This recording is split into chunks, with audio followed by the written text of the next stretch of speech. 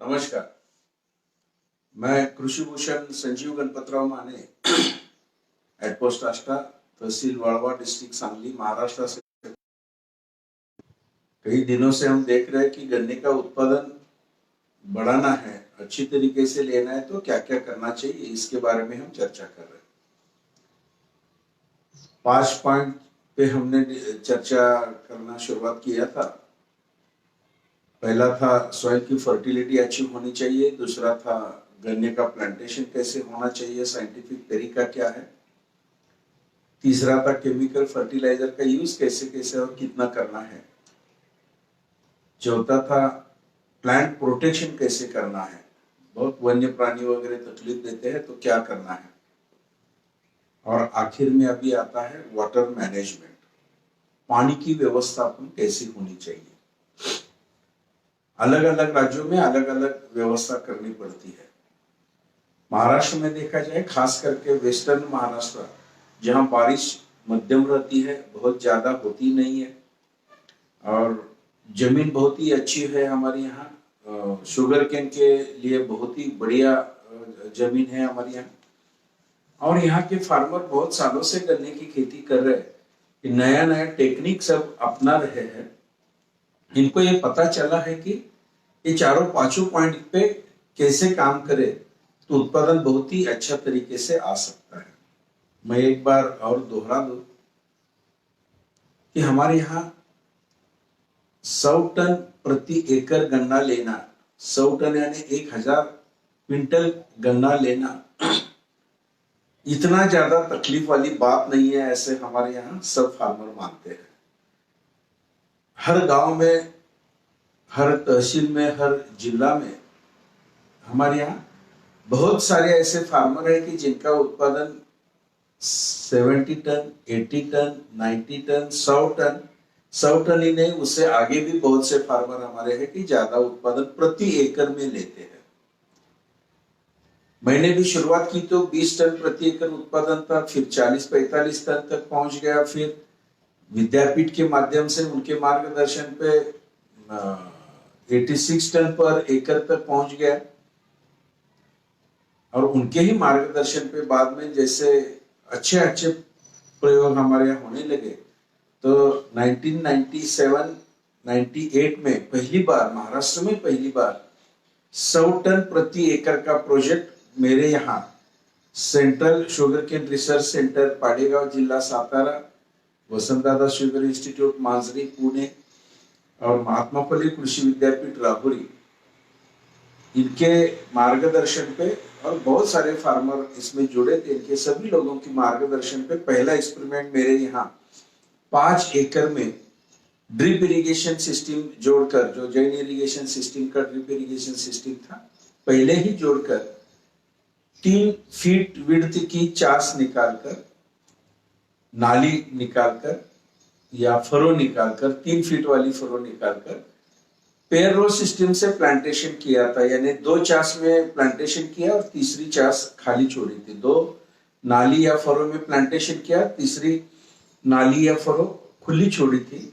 ऐसे पेयर रो सिस्टम मैंने प्लांटेशन किया, 3/6 का प्लांटेशन ऐसे उसको बोलते हैं, जो साइंटिफिक तरीके से पूरा इसमें इस्तेमाल किया गया, और 5 एकड़ में प्रति एकड़ 98.5 टन, इतना हाईएस्ट उत्पादन उस टाइम का मुझे मिला 98 में। यानी ये पायलट प्रोजेक्ट तरीके से चला, इसमें सब बातें महत्वपूर्ण थी, प्लांटेशन मेथड महत्वपूर्ण था, सॉइल की फर्टिलिटी महत्वपूर्ण थी, केमिकल फर्टिलाइजर का यूज महत्व था, उसके साथ में प्लांट प्रोटेक्शन भी हमने किया था, थोड़े बहुत स्प्रेज भी उस टाइम पे हमने किए थे, लेकिन सबसे ज्यादा महत्वपूर्ण उस टाइम पे काम किया वो ड्रिप इरिगेशन सिस्टम, पानी देने की सिस्टम पे ज्यादा ध्यान दिया गया था। उसको जितना हर रोज पानी चाहिए उतना ही पानी मैं देता रहा। वो सब चार्ट मुझे जैन इरिगेशन सिस्टम ने बनाकर दिया था कि यहाँ का टेम्परेचर कौन से महीने में कितना रहता है, उस टाइम पे प्लांटेशन करने के बाद उस टाइम पे हर महीने में इसका एज कितना रहेगा और इसकी पानी की कितनी जरूरत होगी, ये सब उन्होंने चार्ट बनाकर दिया था। उस चार्ट के हिसाब से मैंने हर रोज उसको पानी देना शुरुआत की थी। और आखिर में 98.5 टन यानी 100 टन तक में पहुंच गया। तब से आज तक हर साल कम से कम 100 टन का उत्पादन मेरे यहाँ प्रति एकड़ में आता है। ज्यादा अलग अलग हमने ट्राई किया, 125 टन उत्पादन लेना है, उसमें सक्सेसफुल हो गए। 150 टन उत्पादन लेना है, उसमें भी हम बहुत सारे फार्मर सक्सेसफुल हो गए। और 2 साल पहले जो हमने एक्सपेरिमेंट किया था 2017-18 में, जिसमें 200 टन प्रति एकड़ का लक्ष्य रखकर हमने काम करना शुरुआत किया है। बहुत सारे साइंटिस्ट उसके ऊपर मार्गदर्शन कर रहे हैं। 200 टन यानी 2000 क्विंटल प्रति एकड़ का टारगेट रखकर काम चल रहा है। पहली बार हमने ट्राई किया तो उसमें हमने 167.677 यानी करीबन 168 टन 168 टन पर एकड़ इतना एवरेज हमें मिला है। दूसरी बार भी हमने ट्राई किया है, अभी गन्ना खड़ा है, 200 टन का एक्सपेरिमेंट चल ही रहा है। इस साल जब नवंबर में ये हार्वेस्ट होकर जाएगा तो पता चलेगा कितना एवरेज बढ़ा है उसका। 168 टन से हम आगे जा सकते या नहीं जा सकते वो भी पता चलेगा। अभी तो ये एक्सपेरिमेंट चल ही रहा है। इतना ही नहीं, हमने ऐसे तय किया कि अगले आते 1, 2 साल 4 साल में कहीं ना हमारे जो फार्मर का ग्रुप है यहाँ का, उसमें एक ना एक फार्मर ने कम से कम 200 टन का टारगेट वहां तक वो पहुंचना ही है। ये हमने लक्ष्य तय करके रखा है, टारगेट तय करके रखा है। इस सब में पानी का महत्व बहुत महत्व है। गन्ने को जो पानी लगता है उसको एक ही सेंटेंस में हम बता सकते हैं। गन्ने को पानी जो लगता है ये थोड़ा थोड़ा पानी और बार बार पानी चाहिए। थोड़ा थोड़ा पानी और बार बार पानी चाहिए। दूसरी एक बात सेंटेंस में हम कर सकते हैं, आदमी को जैसे पानी चाहिए होता है वैसे पानी गन्ने को भी देना चाहिए। यानी इसका मैं खुलासा एक बात इसमें करता हूं, हमको जो पानी लगता है तो हम पानी लेते हैं और पानी पीते हैं। इसमें 2 बातें होती है। जब हमको प्यास लगती है तभी हम पानी पीते हैं। जब हमको प्यास लगती है तभी हम पानी पीते हैं, और जितनी प्यास लगती है उतने ही पानी हम पीते हैं।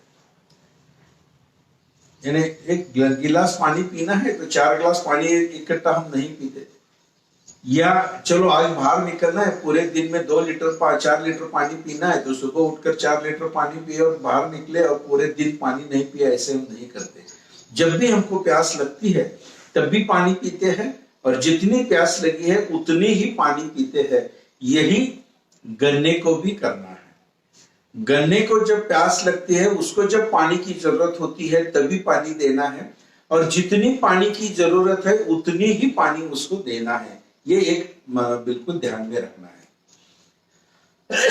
इसमें एक बात होती है, कई राज्यों में अलग अलग जो होता है, ऐसे मैं बोल रहा था, हमारे यहाँ बारिश बहुत कम रहती है। वैसे बारिश के सीजन में 7-8 दिन एक आगे पीछे करके 8-10 दिन तक बारिश गिरती है। कई राज्यों में ऐसे होता है कि बारिश इतनी बार आती है और इतनी जोर से आती है कि पूरा जमीन में पानी भर दिया जाता है। ये बारिश के दिन छोड़ देना है, क्योंकि ये अपने हाथ में नहीं है। जो नैसर्गिक है, जो नेचुरल है, कुदरती तौर पर है, जो भी आएगा वैसे देखना ही पड़ता है। लेकिन बारिश छोड़कर जो बाकी दिन है, उस दिन में गन्ने को जितना ही पानी हर रोज चाहिए उतना ही देना चाहिए। मैं हमारे यहाँ के कैलकुलेशन आपको बताता हूँ। मैं जब 5 HP की मोटर, 5 हार्स पावर की मोटर चलाता हूं तो 1 मिनट में 600 लीटर पानी मेरे चेंबर में निकलता है। अगर फ्लड से पानी मुझे देना है, नाली में से पानी देना है, फरो में से पानी देना है, तो मेरे यहाँ कम से कम 15 घंटे से लेकर 20 घंटे में 1 एकड़ पानी की पूरा हो जाता है। इतना घंटा पानी मुझे चलाना पड़ता है। 600 एकड़ के हिसाब से अगर देखा जाए, 600 लीटर प्रति मिनट में पानी अगर ये मोटर देती है, उसके हिसाब से अगर देखा जाए, मेरे यहाँ आड़साली प्लांटेशन होता है, यानी जुलाई में प्लांटेशन होता है और नवंबर दिसंबर में उसका हार्वेस्टिंग होता है। यानी 17 to 18 मंथ्स 17 से लेकर 18 महीने तक गन्ना मेरे खेती में खड़ा रहता है। यानी शुरू से लेकर आखिर तक जब हम उसको पानी देते हैं तो टोटल वो पानी देखा जाए तो करीबन 1 करोड़ लीटर पानी हम एक हंगाम में देते हैं। यानी 18 महीने में उसको पानी देते हैं, करीबन 1 करोड़ लीटर, उससे ज्यादा ही होता है लेकिन हम मान चले कि 1 करोड़ लीटर पानी देते हैं।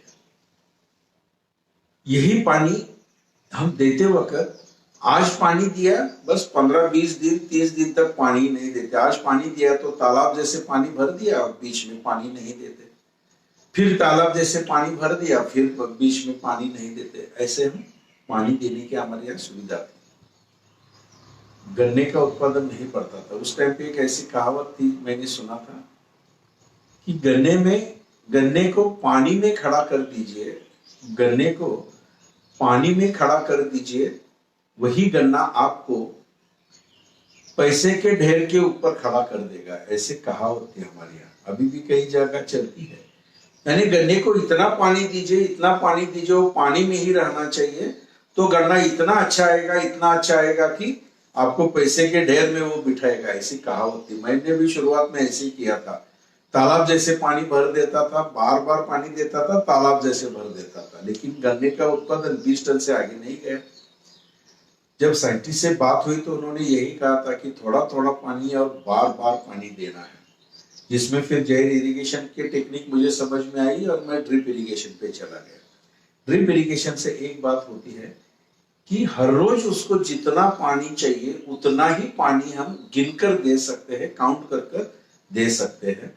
और हर रोज पानी देते हैं तो हर रोज उसको उस पानी में से जो न्यूट्रिएंट्स जमीन में है वो न्यूट्रिएंट के साथ वो पानी उठा सकता है। हर रोज उसको खाने को मिलता है, तभी उत्पादन अपने को चाहिए उतना बढ़ सकता है। महीने में एक बार हमने पानी दिया तो उसमें जो एक वापसा स्थिति होती है, जो 50% पानी और 50% हवा ऐसे रूट जोन में होना चाहिए, तभी जमीन में से जो खाद तैयार है वो उठा सकता है, गन्ना अपटेक कर सकता है। ये स्थिति हर एक महीने में जब हम ज्यादा पानी देते हैं तो एक महीने में करीबन 1 या 2 दिन या 3 दिन जमीन के ऊपर थोड़ा सा डिपेंड रहता है। ये वापसा स्थिति रूट जोन में होती है और वही महीने में 1-2 दिन में वो जमीन में से खाद उठा पाता है, खा पाता है और उससे उसका उत्पादन बढ़ते रहता है। यानी एक साल में अगर देखा जाए बारिश के दिन अगर छोड़ दिया तो करीबन 20-30 दिन तक उसको खाने को मिलता है, क्योंकि वो स्थिति उतनी ही दिन रहती है एक साल भर में, और उसमें वो 20-25 टन 30 टन तक उत्पादन देता है। लेकिन यही पानी अगर एक महीने में एक बार देने की जगह जितना पानी हम एक महीने में देते हैं उसमें 2 भाग करके, 2 डिवाइड करके, मान लीजिए कि 1 लाख लीटर हम पानी दे रहे हैं तो 50,000 लीटर एक बार और 50,000 लीटर एक बार, ऐसे महीने में 2 बार अगर पानी हमने डिवाइड करके दिया तो 2 बार उसको खाने को मिलेगा और 2-2 दिन 2 बार खाने को मिलेगा। यानी पहले से ज्यादा उसको खाने को मिल सकता है। यही पानी का हमने 4 डिवाइड किया और हर हफ्ते में हमने पानी देना शुरुआत की, 25,000 लीटर से शुरुआत किया तो हफ्ते में उसको 2-2 दिन खाने को मिल सकता है। यानी महीने में करीबन 8 दिन वो खाना खा सकता है, उठा सकता है। जितना ज्यादा दिन वो खाएगा उतना उत्पादन उसका बढ़ने वाला है। यानी महीने में एक बार पानी देने की जगह अगर हफ्ते में एक बार हमने थोड़ा थोड़ा पानी दिया और महीने में 4 बार पानी दिया तो उत्पादन बहुत ही अच्छा आता है। साइंटिस्ट लोग ऐसे बोलते हैं कि रूट जोन जो होता है वहां, उस रूट जोन में जितना पानी है उसमें 50% पानी की मात्रा और 50% हवा की मात्रा अगर रूट जोन में होती है, तभी उस टाइम पे ही सिर्फ जो खाद उधर बना पड़ा है, जो बैक्टीरिया ने खाद बनाकर वहां रखी है और पानी में वो खाद मिक्स होकर उधर पानी है, और जब 50% पानी और 50% हवा होती है उसी टाइम पे अगर पीएच ठीक हो, सामो अगर योग्य हो, तो ये गन्ना रूट जोन से खाद उठा सकता है, अपटेक करता है और बाद में ये खाद आता है पन्ने में, जो पत्ते रहते हैं उसमें आता है, उसमें हवा भर जाती है, अपने कार्बन डाइऑक्साइड उसमें मिक्स किया जाता है और जब उसके ऊपर सनलाइट आती है तो फोटोसिंथेसिस के माध्यम से उसका खाद बनता है, और यही खाद पे गन्ने की उत्पादकता बढ़ती है। यानी सबसे पहले ये होना चाहिए, रूट जोन में पानी इतना ही होना चाहिए कि करीबन आधा पानी और आधा हवा उसमें होती है, उसको वापसा बोलते हैं। यही कंडीशन में गन्ना खाद खा सकता है या उठा सकता है। हम पानी देते हैं तो इतना भर देते हैं पानी, वो सब रूट सब चोक होते हैं, रूट बिल्कुल हवा भी नहीं ले पाती और खाद भी नहीं उठा पाते। और बाद में इतने पानी खींचा जाता है कि 50% से भी पानी की मात्रा नीचे चली जाती है, तो जमीन में खाद तो पड़ा है लेकिन वो गन्ना नहीं खा पाता। तो गन्ना वही टाइम पे खा पाता है कि जिस टाइम पे रूट जोन में पानी की और हवा की मात्रा की संतुलन बराबर होती है, करीबन आधा टक्का, आधा पानी और आधा हवा, ऐसे जब स्थिति रूट जोन में होती है, एक्टिव रूट जोन में होती है, तभी वो गन्ना नीचे से खाद उठा पाता है। पानी ज्यादा होने से नहीं खा पाता, पानी कम पड़ने से भी नहीं खा पाता। ड्रिप इरिगेशन सिस्टम अगर हमने बिठाई तो इसमें यही बात होती है। एक बार हमने रूट जोन में 50% बना कर रखा, 50% पानी है और 50% हवा है, वापसा चालू है, उस दिन वह खाद उठा रहा है।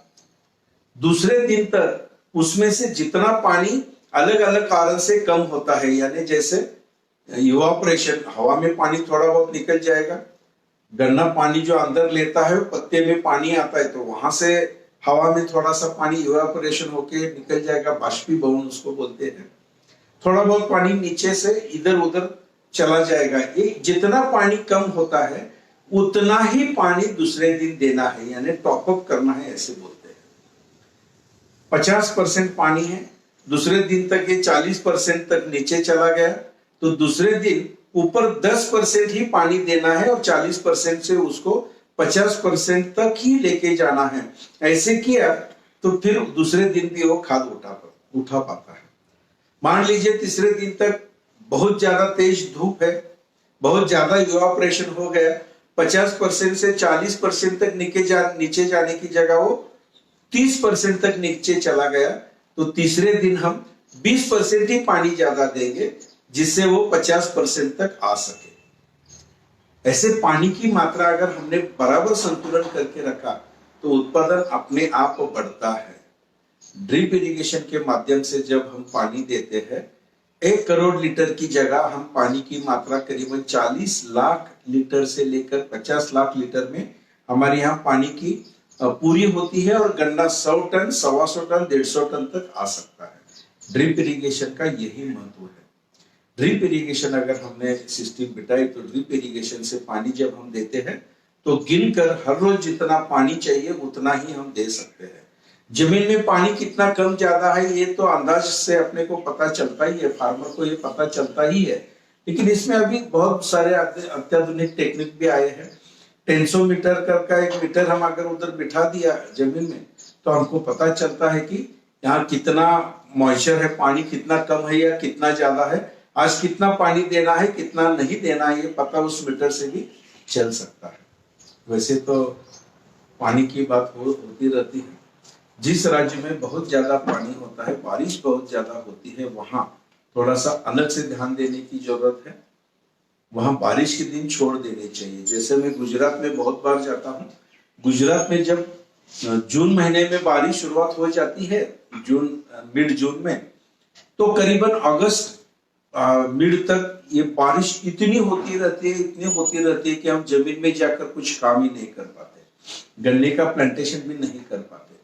फिर अगस्त महीने में जब ये वराफ स्थिति आती है या वापसा स्थिति आती है, तब उसमें ट्रैक्टर चलाते हैं या पहले से नाली निकाल कर रखते हैं, और सितंबर महीने में उनके यहाँ प्लांटेशन होता है। लेट होता है प्लांटेशन, हमारे जून जुलाई में होता है तो वहां सितंबर महीने में होता है। उसका हार्वेस्टिंग भी बहुत अगले नवंबर में होता है, तो 14-15 महीने में ही उनका हार्वेस्टिंग होता है। 12-13 महीने में हार्वेस्टिंग होता है, तो अपने आप गन्ने का उत्पादकता भी कम आती ही है। उधर भी अगर ड्रिप इरिगेशन हमने बिठाए तो सितंबर से लेकर अगले नवंबर तक अगर ये गन्ना बढ़ा ड्रिप इरिगेशन के माध्यम से तो बहुत ही अच्छा होगा, अच्छी तरीके से उत्पादन आ सकता है। मित्र हो, जैसे हमने ये 5 पॉइंट पर ध्यान देकर सब सुना है, तो आखिर का पॉइंट जो था, पानी की व्यवस्थापन कैसी होनी चाहिए, थोड़ा थोड़ा पानी और बार बार देना है। हमारे यहाँ जो नाली निकालते हैं, फरो निकालते हैं, उसमें पानी ऐसे घुमा कर छोड़ते हैं, यानी 1 एकड़ के लिए 5 HP के मोटर का पानी करीबन 20-20 घंटा चलाते थे। अब ये सब बंद किया है। अभी फरो, एक एक फरो में पानी छोड़ते हैं और लंबा फरो निकालते हैं, लंबा नाली रहती है, उसमें पानी चला जाता है, यानी करीबन 10 घंटे में ही 1 एकड़ का पानी पूरा हो जाता है। यानी करीबन 1 करोड़ लीटर जितना पानी लगता था, वो 60 लाख या 70 लाख लीटर पानी में ही ये अब ये पूरा होता है, उत्पादन अपने आप बढ़ता है। अभी दूसरा भी एक सिस्टम चल रहा है कि एक पहले 50 या फरों में पानी दीजिए, 2 नंबर का बंद कीजिए, तीसरे में पानी दीजिए, चौथे में मत पानी दीजिए, 5वें में पानी दीजिए, यानी अल्टरनेट फरों में पानी दीजिए, 50 में पानी दीजिए, तो भी चल सकता है। यानी 60-70 लाख से भी कम पानी में 1 एकड़ का पानी पूरा होता है, उत्पादन पहले से 2 गुना 3 गुना तक ज्यादा आ सकता है। उत्पादन बढ़ाना है तो जैसे बाकी के 4 पॉइंट महत्वपूर्ण है, वैसे सबसे महत्वपूर्ण है ये पानी का है। इसके लिए मैंने थोड़ा सा टाइम लेकर ये बोला कि थोड़ा थोड़ा पानी और बार बार देना है, या आदमी को जैसे हम पानी देते हैं वैसे उसको देना है, जब प्यास उसको लगते तब, और जितनी प्यास लगी है उतना ही पानी अगर उसको हमने दिया तो उत्पादन अपने आप बढ़ता है।